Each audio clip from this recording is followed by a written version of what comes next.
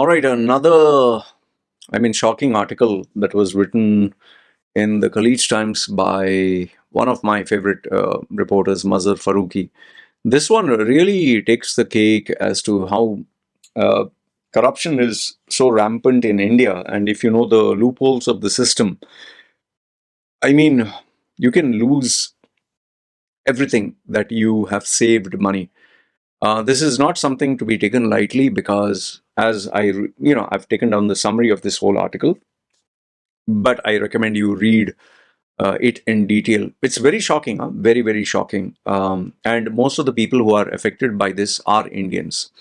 So the Khaleej Times article, the title is 7 Years No House. UAE investors claim heavy debts after Bengaluru project stalls. Okay, so I'll give you the summary of this. Okay, so this is the Ozone Urbana project, which is a 1,800 unit township launched in 2012. So nearly, I think, 12 years, 13 years are finished now. Okay. It has been stalled for years. The date of completion was 2018, which was 19, 20, 21, 22, 23, 24, 25, 7 years ago. They had promised the completion date.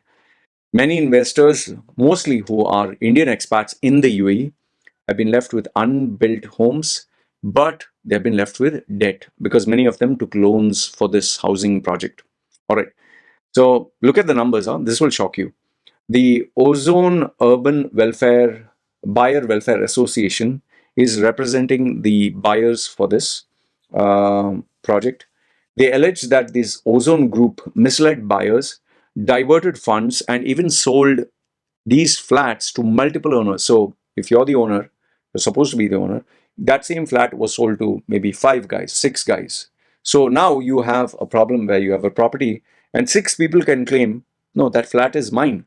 So who gets it? That is a big question. The association pegs the total fraud is at rupees 33 billion. Let that sink in. 33 billion rupees. That's 1.8 billion dirhams. Investors, many of them have lost their life savings, are facing mounting pressure for the properties that do not exist. And then there are people whose personal names have been given. One of them is, let's see, this guy. What is this guy's name? His name is Errol John Narona. This guy.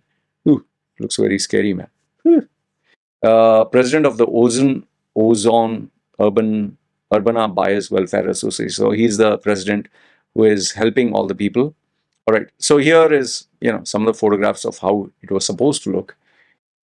Here, okay, this chap, his name is Sharjah-based pilot Sunil Sequeira. So this chap here, he put in rupees 10 million. That's 420,000 dirhams. That's nearly $500,000. So he put all that money. I think he also took loans. Now, why did I show you this guy's photograph? He's facing arrest charges. He's having a warrant issued on him. Why? Because he took loans. He has to pay the bank the loans.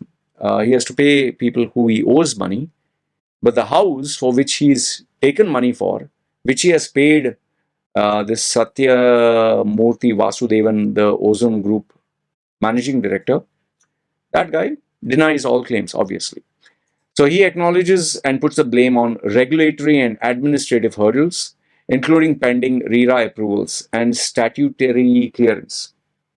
He claims that he denies any diversion of funds, claims that this is misinterpretation, misreporting, and all that rubbish, misinformation. The company claims it's actively working with the buyers to find the resolution. But here's the problem. If you're working actively with these buyers, with this president who's here, then why are they complaining? In fact, if you see here, they have the photographs. This is how it looks like. Okay, see the glossy image. Can you see the glossy image here? Looks very nice, right? Very glossy, greenery, everything is completed. But here, if you see, it was supposed to be delivered 7 years ago. It's just lying down like this. There are many buildings, by the way, even in UAE, because of the property crash, they're just this skeleton structure is there. Look at this. Nothing is complete. Even in China, they have, I think it was what, Evergreen, right? China or whichever that company was. They people have put their money, but it's finished. And this is where it sticks at. There's no construction, there's no development, there's nobody working. Who's working here? So what is this Satyamurthy Vasudevan, the group's managing director, what is he saying? He's claiming that we are working with the buyers. So who's working here? There's nobody who's working here. Then what are the claims that you're making here?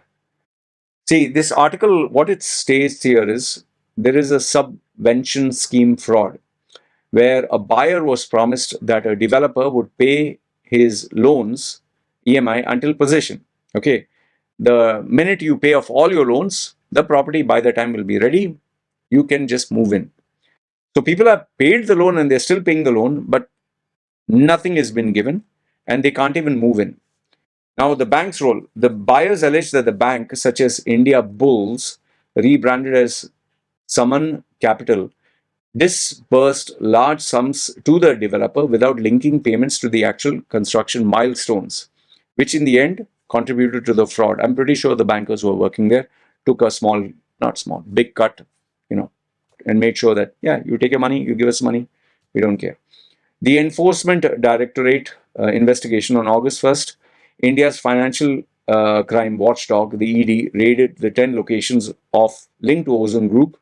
The action was prompted by a dozen of complaints of cheating, conspiracy, and fund diversion. The ED reported they have seized the documents, confirming that the funds were indeed diverted to other individuals. Okay, and like people like this guy and the housing, all this that is here now is being investigated. Several overseas investors stated that they are unaware of the full scale of the project defaults because they are unable to access the Karnataka Real Estate Regulatory Authority website from outside India. Indian websites, though, all the best. And then this article notes a wider or a rather similar pattern with Ozone Group's projects, including Metro Zone, which is in Chennai, which was launched in 2008 and also remains unfinished. So what do I think about this? Well, it's very unfortunate, but I personally, this is what I see. Maybe I can be wrong. I don't think any of the investors are going to get their money. I don't think this is going to be completed. This chap who is here, who they have mentioned, Satyamurthy Vasudevan, the group MD, he's going to work through the loopholes. He's going to try his level best to stay out of jail. If he can abscond, he'll abscond. And if he can vanish into the thin air and go to some other country under some other name, eventually he might do that also. If I was him, I would do that. I don't know if he's going to do that. I'm just saying allegedly.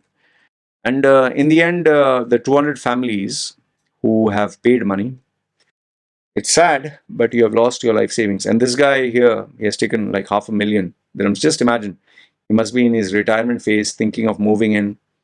He's lost everything. And on top of that, now he has to pay the bank for nothing. That means he took the money to invest, to have his property. Now he doesn't have the property and he has to pay the money with the interest back. So you basically took $500,000 or whatever for free.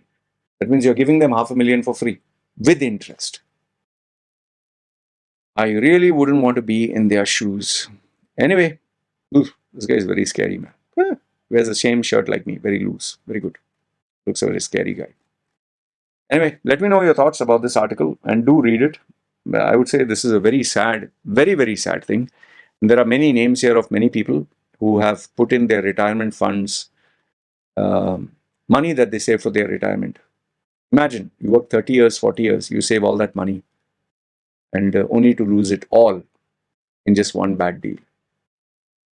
I can definitely show you that is something I wouldn't want to be in their shoes. Anyway, let me know your thoughts in the comments below. Good, bad, ugly. Love to hear from you. That's me signing off. You guys take care.